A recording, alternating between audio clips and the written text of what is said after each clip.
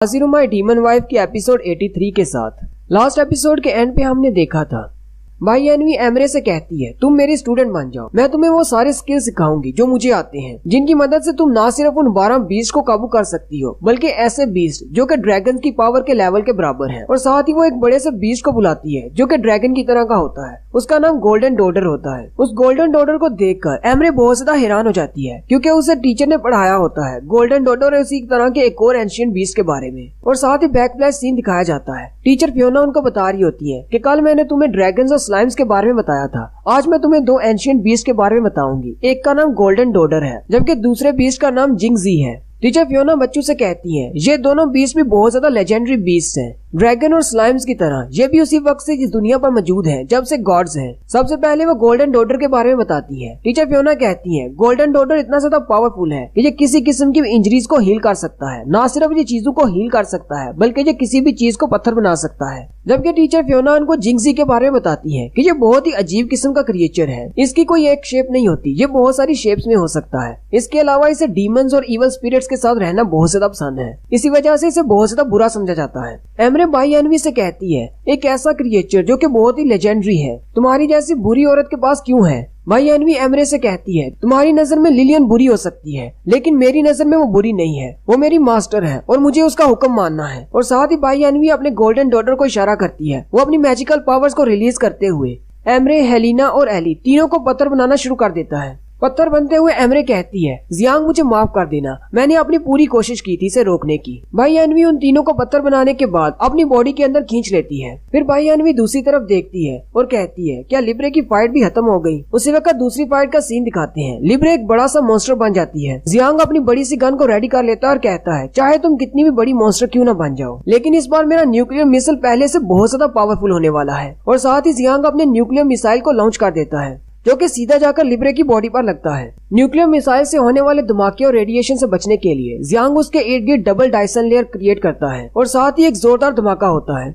भाई एनवी भी उस धमाके को देखकर कहती है आखिर ये किस किस्म का मैजिक है जिससे इतनी ज्यादा हीट पैदा हो रही है। नेक्स्ट सीन इजाबेला और लिलियन का होता है। लिलियन क्वीन इजाबेला से कहती है पहली बार तुमने मुझे रिजेक्ट कर दिया था, क्या अब तुम मेरे प्यार को मानना चाहोगी या नहीं। इजाबेला उसे कहती है मुझे समझ नहीं आ रही तुम किस बारे में बात कर रही हो। लिलियन भी दूसरी तरफ देखती है और कहती है ये तो एक बहुत ही पावरफुल धमाका था, क्या ये उस इंसानी लड़के ने किया है। उसी वक्त इजाबेला आगे बढ़ती है और उस पर अटैक करती है। लिलियन अपने मैजिकल स्टिक्स को सामने करते हुए उसके तलवार के अटैक को ब्लॉक करती है। इजाबेला लिलियन से कहती है क्या तुम उसकी पावर देखकर हैरान हुई, यही वो लड़का है जिसे मैं बहुत ज्यादा पसंद करती हूँ, आज हम दोनों मिलकर तुम्हें जरूर हरा देंगे। ये बात सुनते ही लिलियन फिर से गुस्सा हो जाती है। लिलियन क्वीन से कहती है आप एक डीमन क्वीन हैं, आप एक आम इंसान से प्यार कैसे कर सकती हैं? आपका प्यार सिर्फ मेरे लिए होना चाहिए। क्या आपको याद नहीं पहली बार आपने मेरा दिल कैसे तोड़ा था। और साथ ही एक और बैकग्राउंड स्टोरी बताई जाती है। क्वीन इजाबेला के पापा यानी कि डीमन किंग ओसा बहुत ज्यादा पावरफुल किंग थे।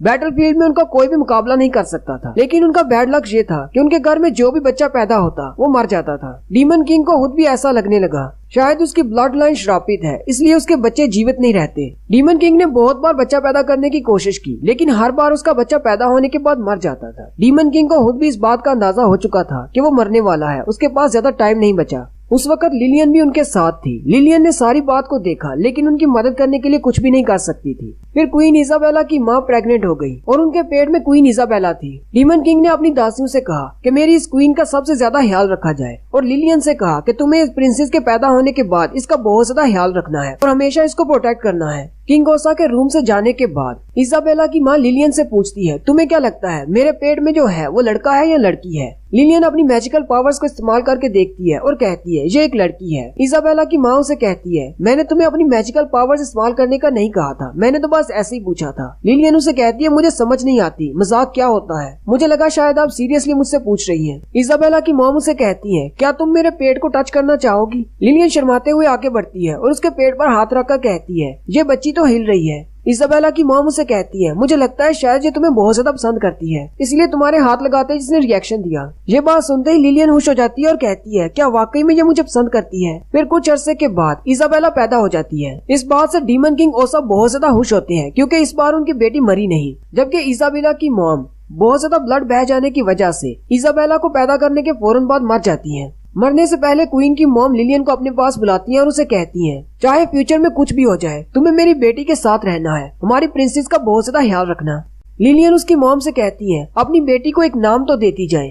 क्वीन की मॉम उसे कहती है, मैंने एक नाम का सोचा था, तुम उसे इजाबेला कहा करना। इस हादसे के कुछ अर्सा के बाद डीमन किंग भी मर गए। डीमन किंग के मरने के बाद प्रिंसेस इजाबेला डीमन क्वीन बन गई। जिस दिन उसने अपने डीमन क्वीन होने का ऐलान किया, उस दिन उन्होंने पार्टी रखी जिसमें उसने बहुत ज्यादा ड्रिंक कर लिया।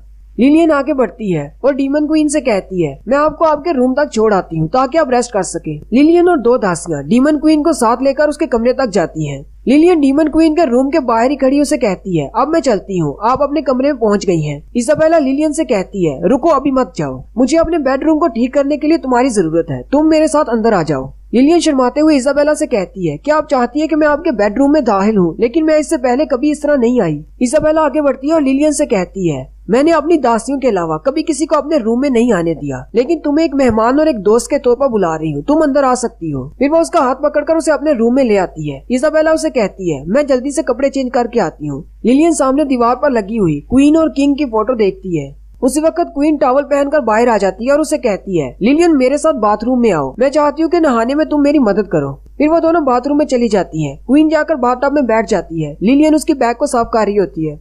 लिलियन इजाबेला से कहती है, आप तो पहले वाले सारे किंग से बहुत ज्यादा डिफरेंट हैं। इजाबेला उसे कहती है, लेकिन कैसे, मैं इन सब से कैसे डिफरेंट हूँ। लिलियन इजाबेला से कहती है, हमारे डीमन किंग ओसा बहुत ज्यादा पावरफुल थे, उनकी तरफ कोई भी आंख उठाकर देख नहीं सकता था, सब लोग उनसे डरते थे, लेकिन उनकी बजाय आप बहुत ज्यादा अच्छी हैं, आपके अंदर बहुत ज्यादा कॉन्फिडेंस है, आप अपने सभी मेंबर्स के साथ बहुत ही अच्छे से पेश आती है और सभी लोग आपकी बहुत ज्यादा इज्जत भी करते हैं। क्वीन इजाबेला उससे कहती है, तुम्हें क्या लगता है मेरे पापा एक अच्छे राजा नहीं थे।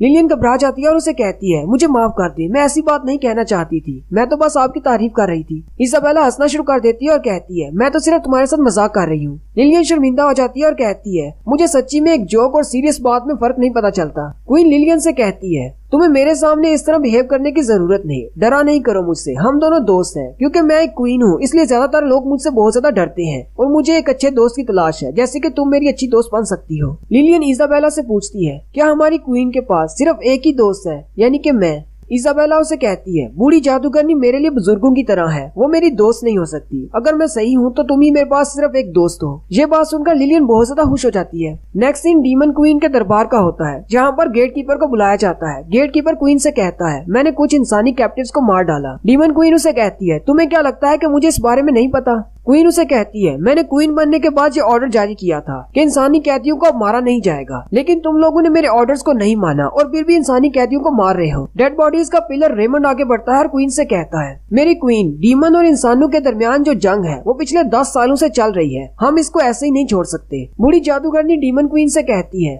पता नहीं क्यों, लेकिन मुझे पता चला है कि इंसान हमारे बहुत सारे डीमंस कैदियों को छोड़ रहे हैं। शायद इसके पीछे उनका कोई मकसद हो सकता है या फिर उन्हें अमन की तलाश है। इसलिए मैं ये सुजेस्ट करूंगी कि हमें भी उनके बहुत सारे कैदियों को छोड़ना होगा, इस तरह हम भी उनको अमन का पैगाम दे सके। डीमन क्वीन उनसे कहती है, बूढ़ी जादूगरनी बिल्कुल ठीक कह रही है। रेमंड भी कहता है, गेट पिलर, तुम्हें आज के बाद इंसानी कैदियों को मारने की जरूरत नहीं। गेट पिलर उसे कहता है, ठीक है, मैं बात समझ गया। साथ ही रेमंड डीमन क्वीन से बात करने की कोशिश करता है। उसी वक्त लिलियन अपने हंटर से उस पर अटैक करती है और उसे कहती है, तुम्हारी हिम्मत कैसे हुई मेरी क्वीन के बोलने के दौरान उनको डिस्टर्ब करने की। लिलियन बहुत ज्यादा गुस्सा हो जाती है और रेमंड से कहती है, मुझे लगता है कि तुम वापस से गुलाम बनना चाहते हो, अगर तुम ऐसे ही करते रहे तो तुमसे तुम्हारी पावर्स छीन ली जाएंगी। इजाबेला आगे बढ़ती है और लिलियन का हाथ पकड़ लेती है और उसे कहती है, बस करो, उसे पीटना बंद करो। क्वीन रेमंड ओसो से कहती है, मैं ये बात जानती हूँ कि तुम एक डीमन जनरल हो, लेकिन अगर दोबारा तुमने इस तरह की कोई हरकत की तो मैं तुम्हारी एबिलिटीज को तुमसे वापस ले लूंगी, मेरी इस बात को हमेशा याद रखना।